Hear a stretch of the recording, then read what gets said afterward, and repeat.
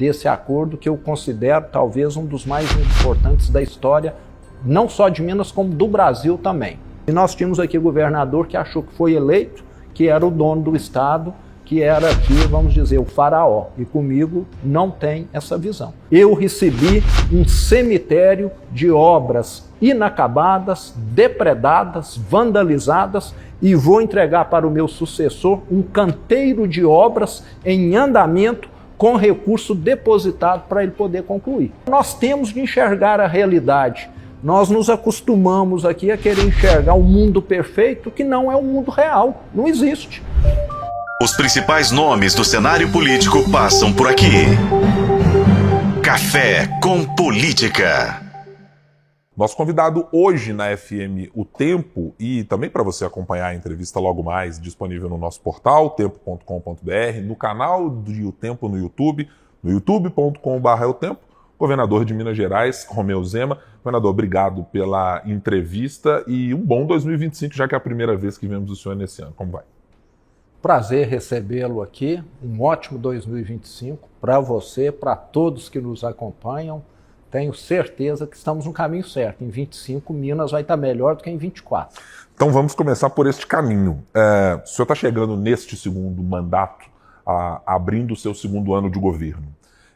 Do ponto de vista do que já foi feito, governador, o que o senhor considera ter sido exitoso nesses 2 anos? É claro que os 4 anteriores já foram referendados pela população mineira para a sua reeleição, mas nesses 2 anos, depois de, como o senhor, vice-governador, tem muito dito, da casa arrumada, o que nesses 2 anos o senhor considera ter conseguido fazer de mais exitoso e o que ainda está por fazer? Bom, acho que nós temos diversos avanços, né? Mas talvez o principal dele, que nos custou aí centenas de reuniões, mais de 300, talvez eu tenha participado de umas 50, foi o acordo da tragédia de Mariana, firmado no ano passado. Depois de 9 anos, finalmente, nós vamos ver que os atingidos, as cidades afetadas, terão sim alguma coisa de compensação pela tragédia que aconteceu lá em 2015. Então, sem dúvida alguma, essa questão de fazer justiça foi fundamental. E ficou muito claro que a Fundação Renova foi um erro gigantesco, consumiu bilhões de reais e pouquíssimo foi para os atingidos, para os municípios afetados. A grande maioria ficou aí com auditorias, com consultorias que consumiram dinheiro fazendo análise quase nada para o povo. Então eu citaria esse ponto como talvez um dos mais importantes. Esse acordo, que é o maior do mundo, 170 bilhões de reais, será pago em 20 anos. Nós teremos 20 anos de melhorias no estado de Minas Gerais. Então eu vou estar aposentado, longe daqui, e o governador que estiver aqui vai estar ainda fazendo uso dessa decisão que nós tivemos o ano passado, desse acordo que eu considero talvez um dos mais importantes da história, não só de Minas, como do Brasil também. E nesses 2 anos do segundo mandato, eu acho que nós tivemos avanços expressivos na recuperação das estradas. Lembrando que no meu primeiro mandato, só no último ano que eu consegui fazer alguma coisa. Não tinha dinheiro nem para pagar a folha, então estamos recuperando as estradas. A CEMIG está investindo forte. Em 70 anos, a CEMIG fez 400 subestações. Em 6 anos, ela está entregando 200. Nós vamos acabar definitivamente com a falta de energia elétrica, com a falta de agilidade para conectar novas indústrias que ampliaram a produção, energia de baixa qualidade e um avanço extraordinário na geração de energia fotovoltaica, que continua crescendo. Se Minas Gerais fosse um país, nós já estaríamos entre os grandes geradores de energia fotovoltaica no mundo. Somos disparado o maior estado do Brasil. E energia limpa, energia renovável é fundamental para atrair investimentos. E a atração de investimentos que continua cada vez mais acelerada. Nesse ano de 2025, eu penso que em meados do ano nós vamos ter condição de comemorarmos aqui, emplacarmos 1 milhão de carteiras de trabalho assinadas, criadas na minha gestão, e também 500 bilhão de investimentos privados. Então, eu te diria que isso é que tem sido relevante, e melhorando a vida do mineiro. Investimentos, né, vale lembrar, continuam na saúde. Vamos entregar os hospitais regionais a partir desse ano e todos até o final do ano que vem. Na educação, continuamos as melhorias também. Então, eu te diria que são várias frentes, mas o mais relevante, eu acho que tem sido essa melhoria da infraestrutura e o Acordo de Mariana. Considerando agora o todo, os 6 anos de gestão Romeu Zema, somado ao momento específico em que o Estado está já aderindo ao regime de recuperação fiscal, com todas as nuances que surgiram do Propag com os vetos do governo federal, o senhor considera que nesses 6 anos o senhor está no seu melhor ano do ponto de vista fiscal, de contas públicas, do ajuste que o senhor esperava ter quando iniciou lá na sua primeira gestão e no seu primeiro ano? É o seu melhor momento, governador? Perante a questão de aprovação da opinião pública, eu não saberia dizer, mas perante os números do governo, sim. Nós devemos estar apresentando em breve a Secretaria do Planejamento, da Fazenda, né? Nós tivemos melhorias nas contas públicas, mais uma vez. Então, isso vai deixando o Estado com mais condição de fazer políticas públicas, que você precisa de dinheiro, né? Eu fico pensando como que funciona a cabeça de alguém que gosta de gastar muito, porque não vai sobrar para poder fazer o que realmente é importante. Então, os números demonstram isso, o comprometimento da folha de pessoal caiu mais um pouquinho o ano passado, o que significa que nós temos já a condição de enquadrarmos no que a lei exige, sempre ficamos acima. O superávit foi melhor do que dos anos anteriores também. Então, em termos de números, eu fico confortável. Agora, nós sabemos que política, bons números não significam boa aprovação, não significam boa aceitação. Mas tenho feito o possível também. Sou o governador mais presente no interior do estado. Já fui em mais de 350 cidades. Acho que nenhum governador fez 1/3 disso em gestão que esteve aqui. Por quê? Porque 80% dos mineiros moram no interior e querem ter a presença do governo de Minas. Temos um contato muito produtivo, muito próximo com o setor produtivo. Ontem eu almocei com o presidente da FIENG, da FAENG e da FEComércio. O mesmo com a MM. Estava aqui agora numa videoconferência com Marcos Vinícius, presidente da MM, e 45 prefeitos. Então, é um trabalho conjunto. Disso eu posso me orgulhar também. Porque antes nós tínhamos aqui um governo do estado que ficava num pedestal, no salto alto, e falava município para lá, setor produtivo para lá, eu sou o dono desse estado. Comigo não tem essa visão, não. Eu escuto todo mundo e tomo aqui minhas decisões depois de escutar todos. O estado é de todos.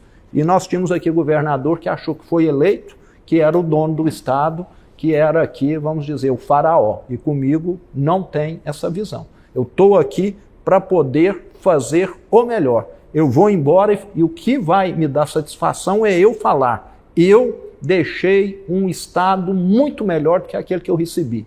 Eu recebi um cemitério de obras inacabadas, depredadas, vandalizadas, e vou entregar para o meu sucessor um canteiro de obras em andamento com recurso depositado para ele poder concluir. Então, situação inversa. Isso vai me dar satisfação. O senhor já disse em entrevistas anteriores que pretende, em março do ano que vem, de 2026, abrir espaço para que o vice-governador assuma o governo para continuar o legado, evidentemente, da administração dos senhores nesse mandato. Até lá, claro, tem mais de um ano para se passar. O senhor tem expectativas específicas ou políticas públicas que o senhor queira deixar até lá como uma espécie de legado do governador Romeu Zema? E eu lhe pergunto, isso tem a ver com as privatizações? Tem a ver com que setores ou que políticas ou que ideias, alguma marca que seja, a marca da gestão Romeu Zema nesses, serão 7 anos praticamente, será o quê?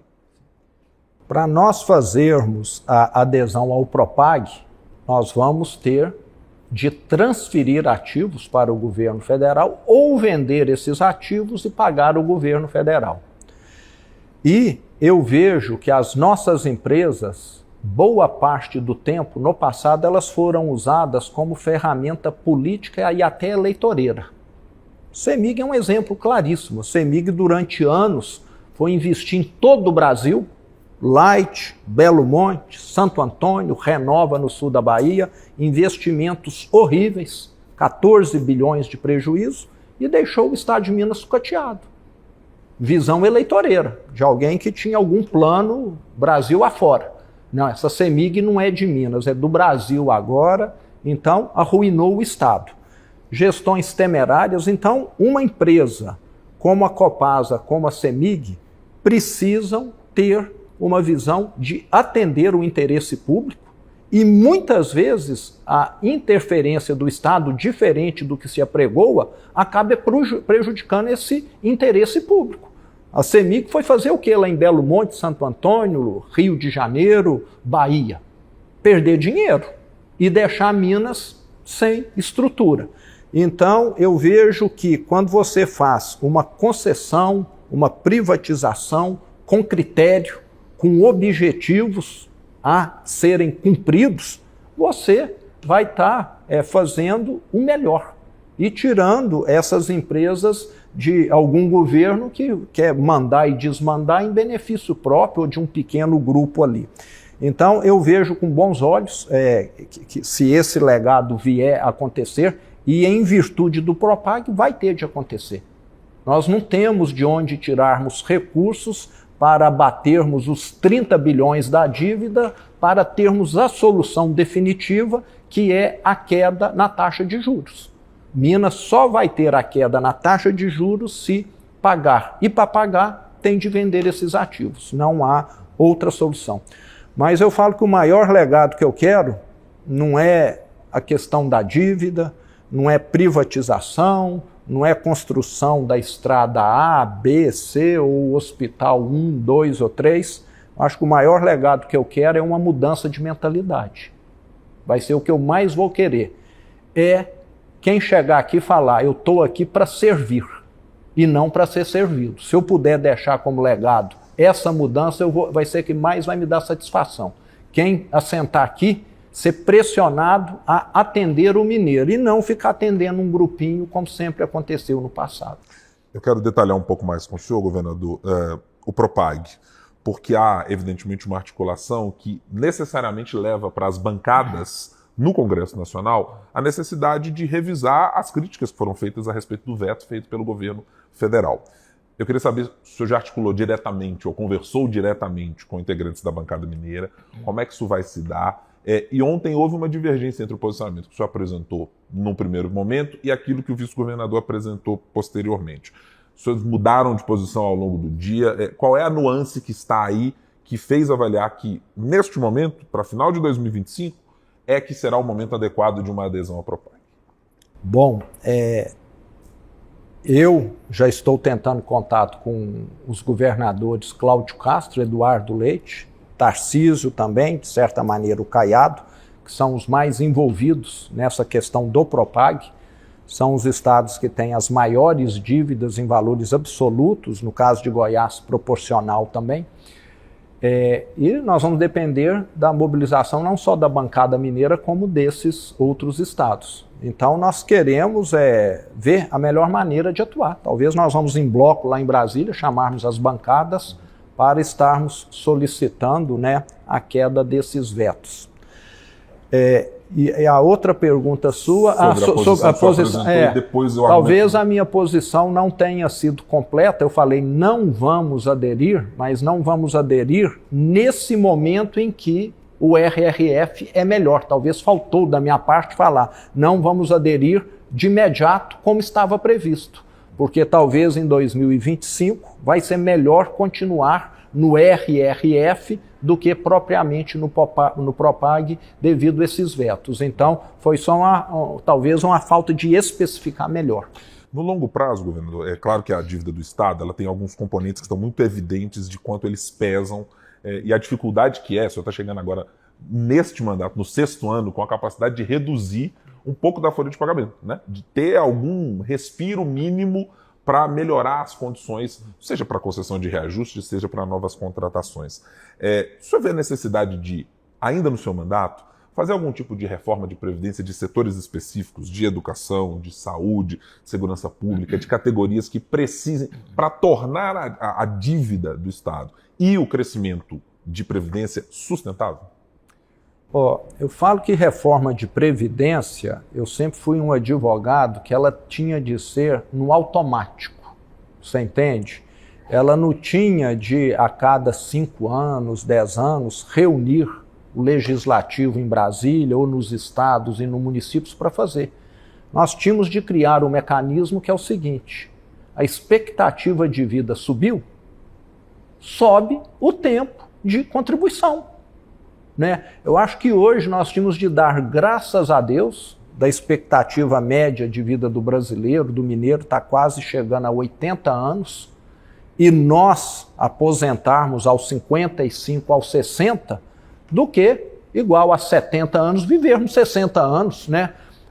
Nós estamos querendo só colher as benesses e não os ônus. Né? O ônus de viver mais é também trabalhar mais, eu entendo assim. Né? Estou com 60 anos, eu faço questão, né, de ter alguns hábitos bons até para manter a disposição e a condição de trabalhar. E acho que todo mundo tem de enxergar, né, essa era de vivermos mais dessa maneira. E não de falar, eu quero aposentar com 40 anos, porque aí não tem previdência que fecha em lugar nenhum do mundo. E esse problema não é do Brasil e nem de Minas, é do mundo todo. Né?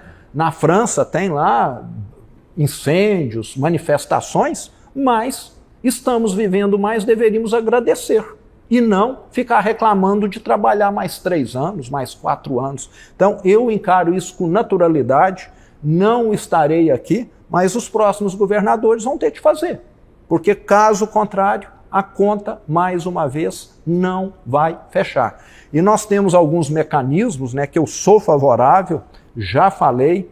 Tenho certeza que a tropa da Polícia Militar é favorável, é a questão da contratação de temporários, o Exército já faz, outras polícias militares já fazem, porque hoje nós temos uma previdência estatal, não só da Polícia Militar, como de outras categorias, insustentável.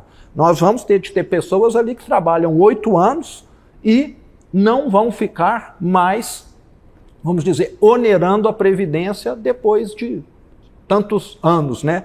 E também temos de tornar quem trabalha mais produtivo. Então eu sou favorável também, como já acontece em outros estados, a questão das horas extras, limitadas, né? Talvez a 6 horas por semana. Não queremos ninguém aqui cansando, tendo prejuízo da sua função devido ao cansaço. Mas você trabalhar além das 40 horas mais 6 horas por semana, pelo menos para mim e para a grande maioria das pessoas, não afeta ninguém. E um detalhe muito importante, opcional. Ninguém é obrigado, não. Adere quem quer. E hoje nós temos muitos que têm alguma atividade extra. E muitas vezes fazendo isso porque precisa de uma renda adicional e até fazendo de maneira clandestina, porque o regulamento não prevê. Então nós temos de enxergar a realidade. Nós nos acostumamos aqui a querer enxergar o mundo perfeito, que não é o mundo real, não existe. Quem está na polícia pode trabalhar mais, quer trabalhar mais e vai ganhar mais. E não a gente ficar numa redoma, não pode, é só 40 horas, esse é o mundo perfeito. A realidade não é assim. Deixa eu perguntar de uma avaliação do senhor, porque ainda não ouvi, a gente trouxe essa discussão durante muito tempo sobre o IPSENG. Havia claramente uma posição, claro, de divergência de quem não gostaria que houvesse reajustes na tabela a ser paga pelo servidor, mas houve também argumentos apresentados do ponto de vista de, olha, está havendo descredenciamentos, está havendo dificuldades para que o sistema se torne viável, né, sustentável minimamente. Saiu da maneira como o senhor esperava a reforma do IPSENG, da maneira como foi, governador? Em termos, não saiu não. Eu, sempre gosto de julgar com segurança, com conservadorismo, entendeu? Então, nós avançamos, melhoramos, mas eu, se dependesse de mim, teria de trabalhar mais tempo, Você está entendendo? Teria talvez de contribuir um pouco mais, mas no mundo público, no mundo político, você tem de ceder, né? Então nós continuamos tendo um sistema deficitário, mas o déficit está menor. Um avanço, não resta dúvida, né? Mas o problema perdura, não é uma solução definitiva, né? Infelizmente no Brasil, né, nós temos tido sempre soluções provisórias, né? E eu gosto muito de solução definitiva. No mundo político, acho que é difícil você ter solução definitiva, porque muitas vezes o custo dela, em termos de opinião, de avaliação, é muito caro. Mas eu queria deixar tudo pronto, mas os próximos vão ter de continuar levando adiante propostas dessa natureza. Vai vir, é questão de tempo, mais uma reforma previdenciária, mais alterações, porque o sistema ainda não é sustentável. Não chegamos no ponto de equilíbrio. Deixa eu lhe perguntar uma questão político-partidária. O desempenho do Partido Novo nas últimas eleições de 2024 indicou como a legenda teve algum crescimento em cidades importantes, né? Há 2 prefeitos de municípios, Patos de Minas e de Divinópolis, que são quadros em crescimento claramente no interior do estado. Há também um aumento do número de vereadores que a legenda teve. Como é que o senhor classifica esse ano do partido e o que o Partido Novo precisa fazer para se tornar sustentável neste crescimento? Fazer mais alianças políticas do que já fez, mudar de alguma maneira a sua política ideológica, de arco de alianças. Como é que o senhor enxerga a legenda nesse ano de 2025? O partido é muito pequeno, teve um avanço muito grande em Minas Gerais, né? A quantidade de prefeitos, de vereadores demonstra isso em Minas e em outros estados. O partido só precisa de tempo. O tempo é o senhor da razão, não é isso? Nós vamos mostrar com o tempo, já temos mostrado que a gestão que o Partido Novo apregoa e faz, porque não fica só na retórica, é efetiva, é a gestão que tem mais entregas. E a população quer entrega. A população não quer auê, a população não quer distribuição de favores para os que ajudaram o prefeito ou o governador eleito. A distribuição quer entrega. E o Partido Novo vai fazer entregas. Nós temos que compromisso? Austeridade, que muitos políticos não gostam, né? Gostam de privilégios. Nós temos uma postura de gente competente e não de apadrinhados, que é também o que a grande maioria às vezes faz, e isso faz diferença. É você ir para a Copa do Mundo com um time de craque ou com um time de perneta, né? É pena que na política as coisas não são tão visíveis a curto prazo, mas ao longo do tempo vai ficar visível que uma gestão municipal do Partido Novo será uma gestão sem corrupção, que é outro ponto fundamental para nós, e vai ser uma gestão eficiente. E a população adora isso. E eu vejo que nós vamos ser um agente de mudança. Outros partidos, outras siglas vão ver que isso funciona e vão começar a fazer algo semelhante. E é isso que vai mudar o Brasil. Não é o novo que vai mudar. Eu diria que a ideia de proceder do novo é que vai ajudar a mudar o Brasil. Isso leva anos, talvez décadas, mas a semente está plantada. Acho que o meu governo aqui tem sido uma bandeira nesse sentido aqui. 300 mil funcionários públicos. Quantos parentes eu tenho aqui dentro da máquina? 0. Quantos apadrinhados eu tenho aqui dentro da máquina? 0. Então, eu acho que isso que começa a fazer as coisas a darem certo. E não você ficar com maquiagem como muitas vezes se fica, né? Faz ali uma campanha, aqui estamos com uma gestão diferente, mas na hora que você vai ver está tudo funcionando como sempre funcionou. Aqui eu garanto que está diferente. Deixa eu lhe perguntar sobre esse ponto de vista. Há vários secretários que estão com o senhor já de longa data, alguns que foram substituídos ao longo desses 6 anos. O senhor tem alguma intenção de fazer alguma reforma de secretariado para abrigar mais gente ou mais aliados que foram construídos neste ano de 2024, com as disputas que aconteceram e com os planos políticos que o partido tem? Eu te diria que nós estamos satisfeitos com o time de secretário, né? Tivemos algumas mudanças ao longo do tempo, tanto iniciativa de quem estava que quis sair, ou iniciativa nossa, que achamos que a contribuição também já tinha sido dada, mas por hora nós estamos aí com mais 2 anos pela frente, né?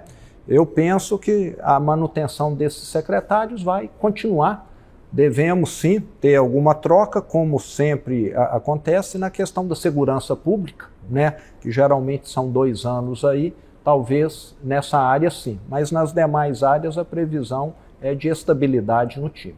Para caminharmos para o final da nossa conversa, governador, eu queria lhe perguntar novamente sobre o ano de 2026 e o seu plano político.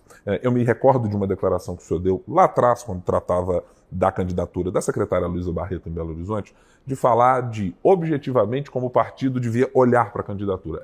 A viabilidade, pesquisas eleitorais estão indicando que isso é o caminho, que há recepção ou boa recepção do eleitorado, é um caminho a se seguir, mas que não havia nenhuma garantia de que tivesse de ser uma candidatura imposta ou de um desejo apenas do partido. O senhor segue esse mesmo raciocínio para pensar em 2026 sobre uma candidatura do vice-governador Matheus Simões na continuidade do projeto? Tem que construir viabilidade, tem que chegar com uma avaliação positiva do eleitorado, se não é melhor o partido fazer uma aliança, por exemplo?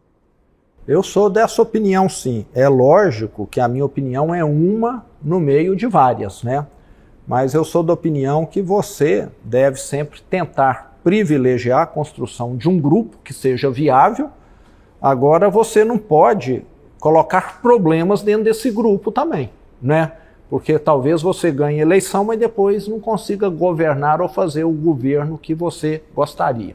Então tem que ser algo, na minha opinião, bem calibrado, balanceado, mas eu, pessoalmente, sou totalmente favorável à candidatura do professor Matheus. A questão de vice dele teria de ser avaliada e espero que se consiga essa costura, porque não vejo ninguém tão bem preparado. Ele está aqui, meu braço direito, ele comanda boa parte desse governo para poder dar continuidade ao trabalho que está dando certo e que está melhorando Minas Gerais. Então, espero que nós consigamos montar esse grupo com o nome dele encabeçando a chapa. O senhor vê, como última pergunta, o senador Cleitinho, que já teve o nome colocado e tem sido especulado durante muitas conversas desde o ano passado, como um potencial candidato ao governo de Minas em 2026. É como um aliado nesse momento? É uma interlocução que pode construir uma chapa com o vice-governador Matheus Simões? É um nome que lhe soa como projeto político na relação com Minas Gerais, governador? Tudo tem de ser construído. São nomes, né, alianças possíveis, sim, sem dúvida alguma. Pode ser, né, nós sabemos que temos questões partidárias, questões de ego, que ele até se lance como candidato também. Então, tudo é possível. O que eu sempre comento é o seguinte, eu pessoalmente, né, eu não me vejo num parlamento. Eu não tenho perfil de parlamento. Eu gosto de executar, de ver o resultado. Eu não gosto de debater. E acho que tem perfis que gostam mais de debater do que de executar. Então, eu acho que quando nós temos essa humildade de reconhecer o nosso lugar, a gente acaba assentando na cadeira que dá mais certo para a gente, né? Então, acho que todos nós devemos estar sempre fazendo esse exercício. Tem gente que quer o status daquele cargo, etc., né? Eu prefiro estar lá na minha empresa do que estar numa Câmara Federal ou num Senado, entendeu? Porque eu não toleraria aquele tipo de atribuição e não daria certo com aquele tipo que é aquela realidade, mas não faz parte do meu perfil, né?